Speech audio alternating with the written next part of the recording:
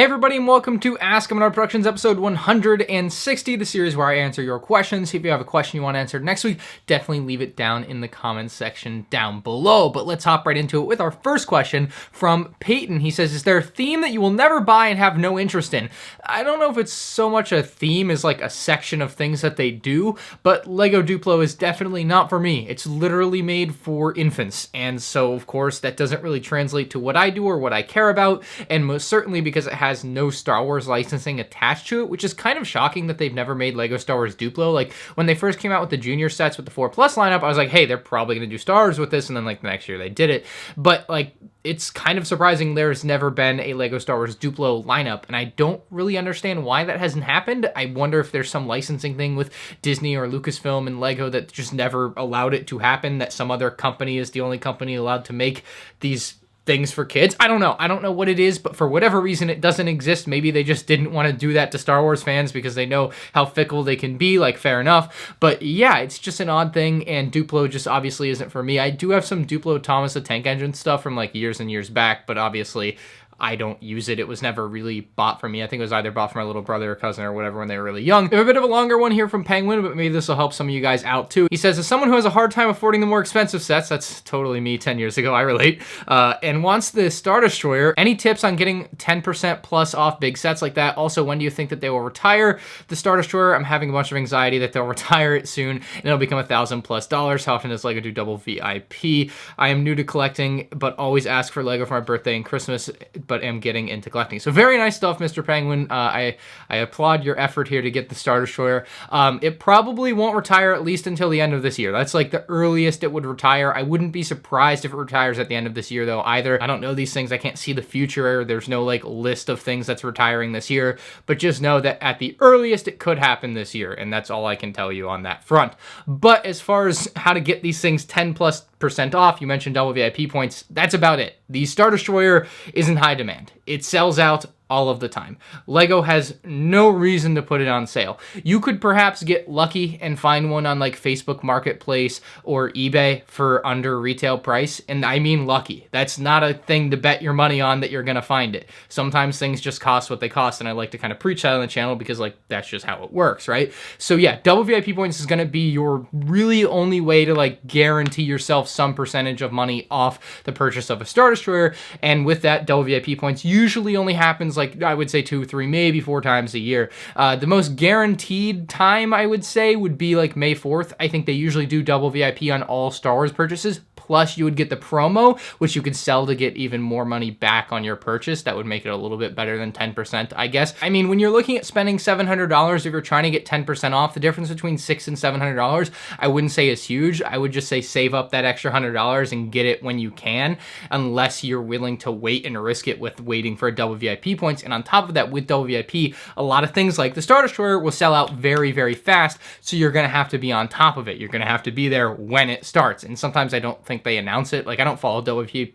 Like, I don't follow double VIP very often because I don't personally take advantage of it often. I just don't find it all that useful for my personal needs as a Lego buyer. But for you, like, I would be on top of that. I would pay a lot of attention to what Lego.com has for announcements and emails and stuff. But yeah, definitely by the end of this year, it could retire, but it could also be available for the next 4 years. It's hard to say. Evan says, what is your opinion on having unnamed Jedi in battle packs? For example, like Jedi with 2 basic designs that look nice in big numbers. So no, I'm against this. Jedi aren't clone troopers, right? Like, they just, in my opinion, inherently aren't conducive to being a battle pack figure. Battle packs from the very start were always centered around build your army, and I don't want an army of Jedi. There's nothing wrong with having Jedi in a cheap set, but having Jedi in a battle pack is conceptually flawed to me, and that's why I'm just completely against it in any way, shape, or form, including this one. It just doesn't make sense. Unless you wanted to do like some giant battle for Geonosis, but even then, you're still gonna have the same Jedi again and again when all the Jedi at the battle for Geonosis were different, right? So like, I don't really see a great use in this. I don't see Lego ever doing it. I still don't like the idea of them having done Ki-Adi-Mundi and Barasafi or whoever in that original battle pack. So yeah, not a fan of this. I'm sorry. Caleb says, do you consider yourself to be materialistic? Yes. I do. Now, I understand, however, though, that it's not like it's a money can't buy happiness is like actually real. Like, I definitely feel like that's something that you hear a lot. You may not think is true, but it's definitely true. Like, just like having things doesn't make you happy. Like, you can get like happiness like for a period of time. Like, absolutely, like getting things is exciting and stuff. But like for your entire life, or like to like find happiness or peace in your life, like it's not that type of thing. But yeah, like I'm like I like things. I don't think that's a stretch, and I don't think it's a bad thing. A lot of people like things. Nothing wrong with that. Underdog Eli says, what is the best steel Lego product that anyone should get? So obviously there's not like a one size fits all for everyone, like there's not a single Lego product that I would think everybody should own. But like the best priced, best value set you can buy from Lego right now, and I'll just stick to Star Wars because that's what most people here probably care about. I think the AT-AT may be like the best value right now at $160. I know it's expensive. That doesn't mean it can't be a good value. Is a very fair price for what it is. It's a massive AT-AT, very accurate, very fun, very playable. Lots of accurate play features to the actual scene in Empire Strikes Back. Plus, you get tons of characters from the movie. I just think it's a really solid value for the $160. I think you get a lot of display and play value out of it, and like it's obviously just a classic iconic ship or vehicle rather. So yeah, I think the AT-AT is like something that most people should own as Lego Star Wars fans.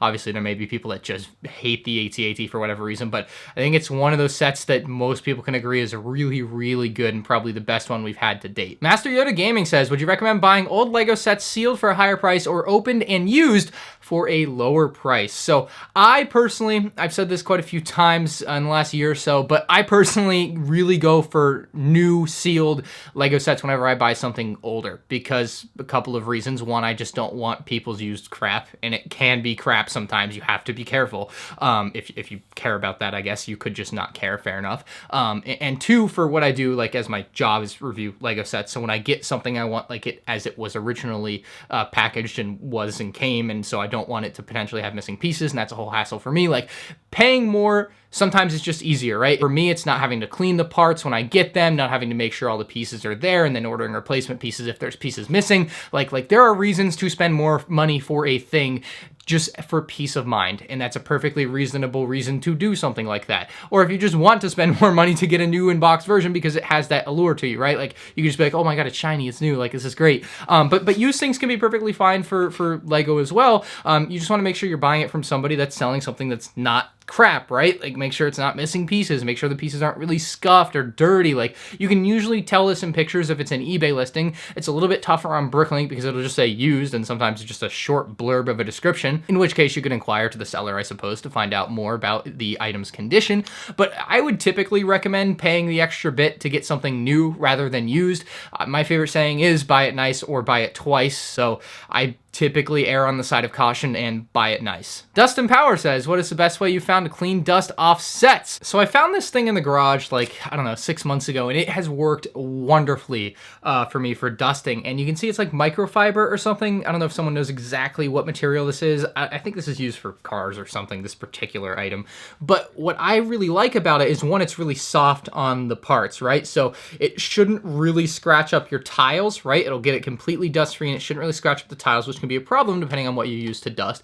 And then for the studs, right, it's got all these little fibers, right, so it'll get around the studs, and you don't have to like be really detail oriented to get it dust free. You can just go over it really quick, and it should be kind of a once over dust free experience with this to get the dust out from in between the studs. Otherwise, that's one of the hardest things about dusting Lego, is that the studs exist and that they kind of make it tough to get in between those nooks and crannies. This, with all the little things, you can just kind of push it up against, and everything kind of gets taken away and whisked away as you dust. Now, I typically will still take parts off and really get in there when I clean something, but usually this will do the job for you, and it's what I would highly recommend. Again, I think it's some type of microfiber, but this is like an extra thick something or another, I think, for like a car. The Gamer says, why is almost every set with Grievous overpriced?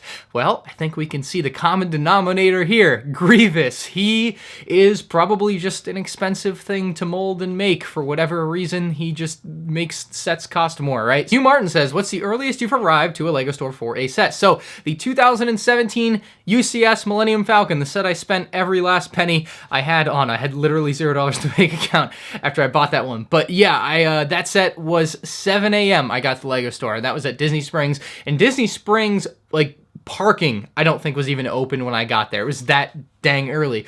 But fortunately, they gave us a little ticket that was like, your number 5 or 7 or whatever it was. I still have the ticket somewhere, I think. But yeah, they gave us a ticket that like held our spot in line, right? So we knew where we were, and like we could leave and come back, basically, was the idea there, which was really nice, because otherwise we would sit on the ground for 3 hours and that would have sucked. But yeah, 7 a.m. But the next year with the Master Builder Series Betrayal at Cloud City, I also showed up at 7 a.m. with Pro Lego Channel, nice, bright and early, because I thought, hey, this one's gonna sell out just like the Millennium Falcon. It was real hard to get last year. I don't want to miss out again. I didn't miss out the year before, but I don't want to like risk missing out, right?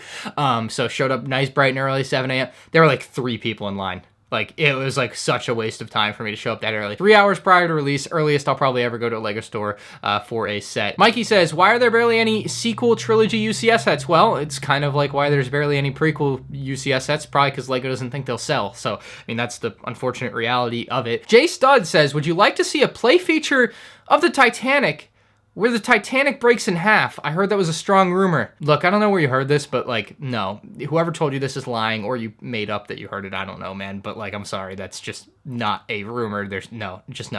They're not going to do that. No, like that. The Titanic was like, we all understand what happened with, like, I don't think there's anything inherently wrong with Lego making a Titanic. I really like it, and I'm very excited, like I explained last week. I really can't wait to own the model if it comes to fruition. But like, you can't have a play feature that reenacts the tragedy that was the Titanic. I know it was 100 years ago. I know we're pretty removed from it. Like, nobody is alive that was affected by this directly, right? Like, or was on the Titanic anymore.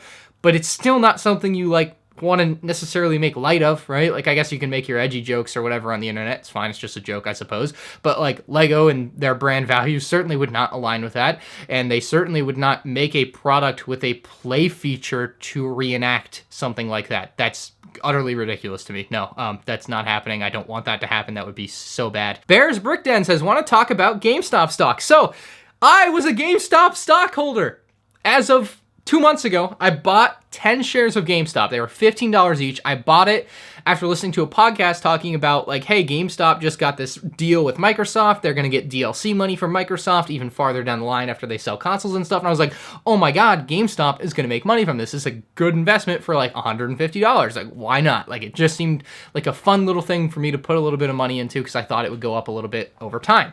And so, of course, I'm like, hey guys, I bought GameStop. Look at me. I also bought 10 shares of AMC around the time, which I still have. We'll get to that though. But of course, people were like, why'd you buy GameStop? They're dying. You're an idiot. Why would you do that? It's a bad investment. And sure enough, right?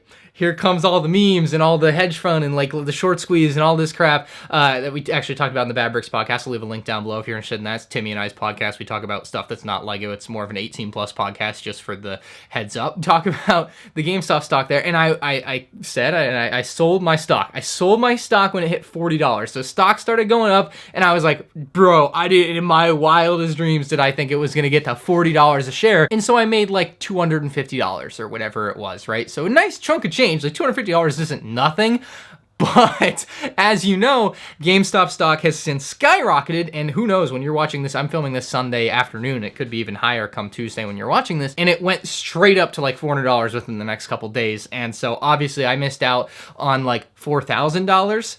So, I mean, obviously hindsight's 2020 and you can't know when it's going to peak or how high it's going to go. But yeah, I'm happy with the little bit of money I made, but I obviously could have had more. So yeah, I had it, I sold it. And my AMC stock, however, I have not sold. I bought 10 shares for like $250 or $350 a piece like 2 months ago again, because I was like, oh, eventually the movie theaters are going to open and people are going to go again. And what do you know? It's kind of in the same realm as the GameStop meme right now, and we'll see where it goes, because as of now, I think it's at like $15 a share or something. So I made a nice bit of change from it, but like, I'm kind of hoping it goes the route of GameStop straight up to like $400 and then I'll sell. So yeah, that's my GameStop stock story. I kind of like lucked into that one, if you will, but I thought it was kind of funny as a story to share for y'all. I'm curious, have any of you guys made like mad bank from this? Like, I'm sure some of you guys had to have invested in it really early on and just been like, yeah, screw these guys, we're going in with all the Wall Street bets and that whole thing. And dude, I follow the subreddit. I've been on the subreddit for many months now. I rarely had gone on it, but I followed it, and it's really funny to see this whole subreddit just being like, screw these guys,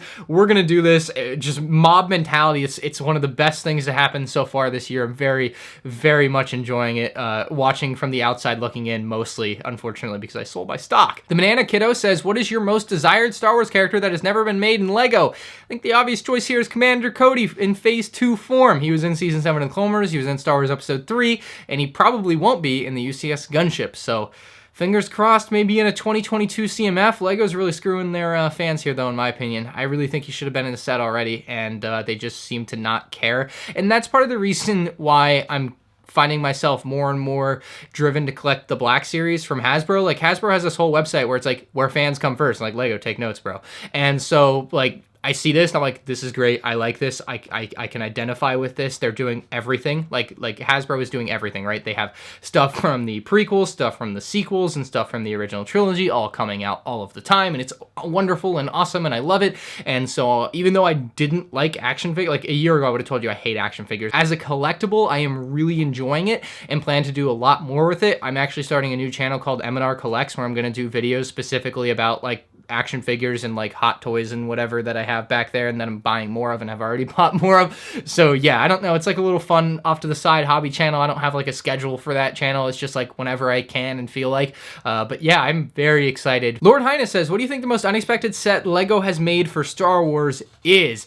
There have been quite a few over the years. I think last year's Resistance Transporter was just a complete shock to me. Did not expect that. Came completely out of left field. I think a set like the TIE Crawler from 2007 is another great example of a set you just wouldn't think they would make. It's something that has never appeared in movies or anything of the sort. So like, not even in a TV show, right? Like it is just completely out of left field as far as like a Lego Star Wars set with the TIE Crawler. But it was really cool for the time. I had it back when it came out, still have it, and I love it. It's a great set. I just one of those surprising ones like the Resistance Transporter. And our final question from Iker Alvarez. I like your optimism, man, but unfortunately I don't think I'm going to be able to share it here. He says, I got thinking, and what if the gift with purchase for the Gunship is a minifigure stand like with the boost and it's Cody, Jedi Bob, and the pilots? Dude, that would be amazing, but that is far from realistic. Lego doesn't do promos like that.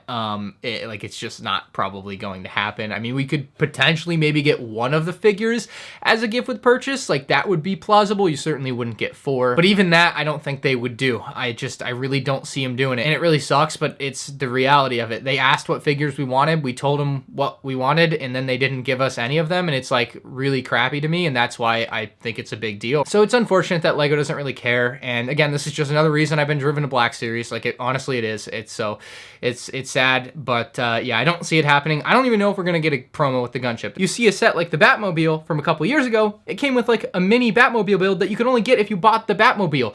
Like how cool would it be if they did the UCS Gunship, $350 or whatever it's gonna end up being likely, and then had the gift with purchase for when the Gunship first comes out be like a $30 version of the Gunship, like a midi scale Gunship or something in that vein. I just feel like Lego Star Wars barely does what's necessary to like stay decent for people to like be like, all right, I'll buy this. But it feels like in a lot of cases where they could go the extra mile and be great, they don't. But that is it for Ask M&R episode 160. If you guys enjoyed, a like would be greatly appreciated. If you're new to the channel, make sure you subscribe. And if you have any questions you want answered on next week's episode, leave them down in the comments section below.